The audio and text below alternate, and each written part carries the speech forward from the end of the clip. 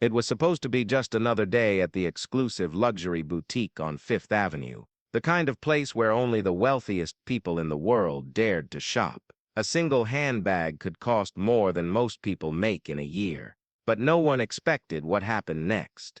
Melania Trump walked into the store that afternoon. She was dressed impeccably, as always, her presence commanding attention even among the glittering jewels and designer dresses.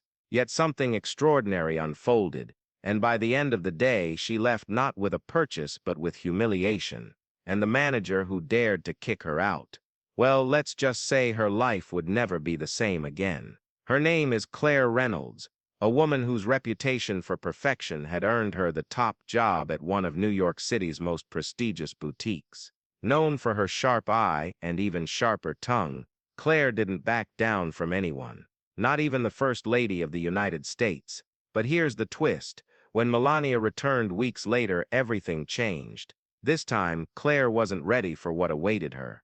Are you ready to find out why? Claire Reynolds wasn't just any manager. She was a legend in the world of luxury retail.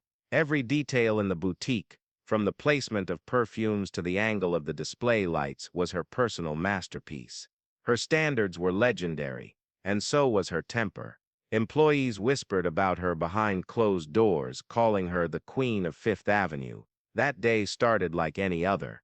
The store opened promptly at 10 a.m., and by noon the first wave of high-profile customers had already arrived. Then came Melania Trump.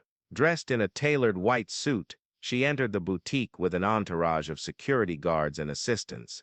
For Claire, this was both an opportunity and a challenge. An opportunity because serving someone as prominent as the First Lady could boost the boutique's reputation. A challenge because Melania's presence meant extra scrutiny, and Claire hated being scrutinized.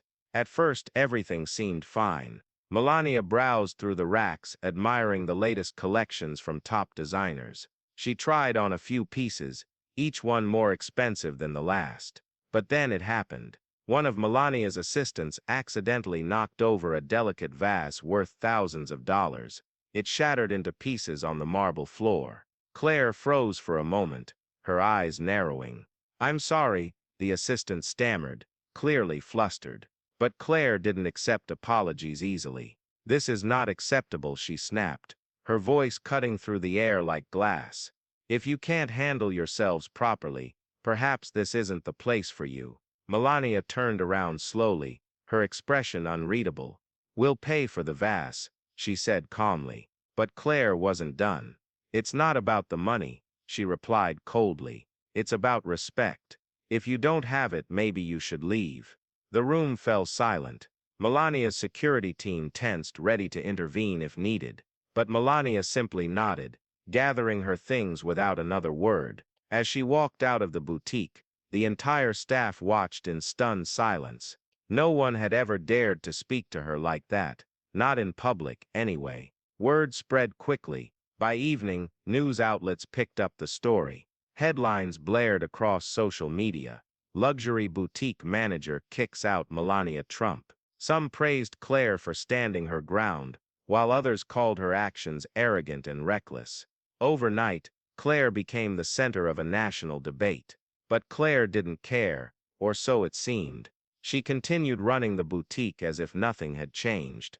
Until the day Melania returned. Weeks passed and life at the boutique returned to normal, or as normal as it could be after the Melania incident. Reporters stopped camping outside the store, and customers who once flocked there out of curiosity began trickling back. Claire maintained her composure, dismissing the whole ordeal as a minor blip in an otherwise flawless career. Then one morning, a black limousine pulled up outside the boutique. The chauffeur stepped out, opening the door for none other than Melania Trump herself. This time, she wasn't alone. With her was a man dressed in a sharp navy blue suit, his presence commanding respect without saying a word. He carried a briefcase that looked ordinary but exuded power. Claire spotted them through the window and froze. Her heart pounded like a drum, but she forced herself to remain calm. "Ladies and gentlemen," she announced to her staff, "we have very important guests today. Make sure everything is perfect." As Melania entered the store, Claire greeted her with a forced smile. "Mrs. Trump, welcome back. How may I assist you today?" Melania didn't respond immediately. Instead, she walked straight to the center of the store, stopping near the exact spot where the vase had shattered weeks ago. She turned to face Claire, her expression unreadable. "I'm here to make a purchase," she said finally. "But first I'd like to introduce you to someone." She gestured toward the man beside her. "This is Mr. Jonathan Carter, CEO of Carter Enterprises. His company owns this building, and several others across the city." Claire's blood ran cold. She knew exactly who Jonathan Carter was. His name was whispered in boardrooms and mentioned in business journals. To cross him was suicide in the corporate world. And now he stood before her, watching her every move. "Mr. Carter," Melania continued, "this is Claire Reynolds, the manager of this fine establishment." There was a hint of sarcasm in her tone that didn't go unnoticed. Jonathan nodded politely, but said nothing. Instead, he opened his briefcase and pulled out a document. Handing it to Claire, he said, "Take a look at this." Trembling slightly, Claire unfolded the paper. It was a termination notice, effective immediately. She was no longer employed by the boutique. Worse still, the document included a non-compete clause preventing her from working in luxury retail for the next 5 years. Claire felt the room spin around her. All those years of hard work, all the sacrifices she'd made, gone in an instant. "You can't do this," she protested weakly. "I've done nothing wrong." Melania raised an eyebrow. "Oh, but you did," she replied coolly. "You disrespected me, and now you're paying the price." The staff watched in stunned silence as Claire packed her belongings. Within minutes, she was escorted out of the store by security. "There wasn't a beautiful de Segers a Perry." As the doors closed behind her, Melania smiled faintly, turning to browse the racks as if nothing had happened. "But wait, there's more." Claire walked out of the boutique, her head held high despite the crushing weight of defeat. The reporters waiting outside descended on her like vultures, cameras flashing and microphones thrust in her face. "What happened?" they shouted. "Why did you get fired?" She ignored them, stepping into a taxi without uttering a word. Inside, she pulled out her phone and dialed a number she hadn't used in years. After 3 rings, a familiar voice answered.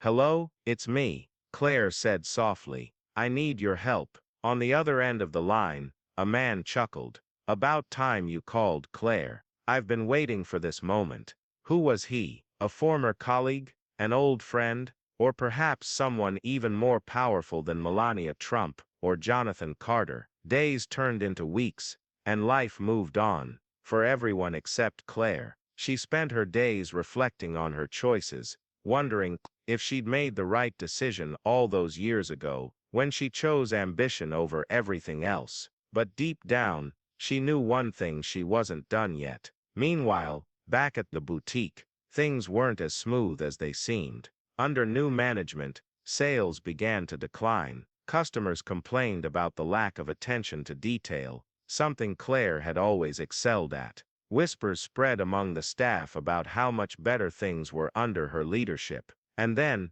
just as people thought Claire's story had ended, something unexpected happened. A rival luxury brand announced a major partnership with none other than Claire Reynolds. The press release described her as a visionary leader who had revolutionized the retail industry. Photos showed her smiling confidently, surrounded by models showcasing the latest collections. Melania saw the announcement too. As she sat in the Oval Office, sipping tea and reading the news, she paused. "Interesting," she murmured to herself. "Very interesting." The battle between these two powerful women wasn't over. In fact, it was only beginning, because in the world of luxury, revenge is always served in style, and Claire Reynolds was just getting started. So, what do you think will happen next? Will Claire rise again to take down her enemies, or will Melania strike back harder than ever? One thing's for sure, the game is far from over. Let me know in the comments below what you think happens next. Don't forget to hit that subscribe button so you don't miss Part 2, coming soon.